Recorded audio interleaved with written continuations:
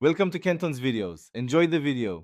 You start by confirming prerequisites: internet, updated Google Pay, and your bank account linked with an active UPI PIN. Once done, open the Google Pay app and sign in if required.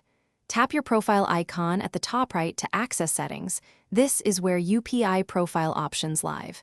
Make sure your phone number matches the bank registered number.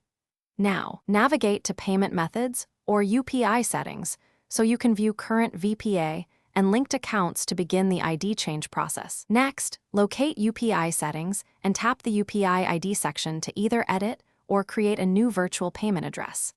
Some users must create a new UPI ID rather than edit the old one. Choose a readable prefix and an allowed suffix, then check availability.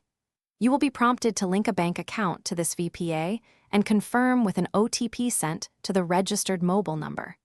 Make sure you enter the correct OTP quickly. This step binds the new ID to your bank and activates it.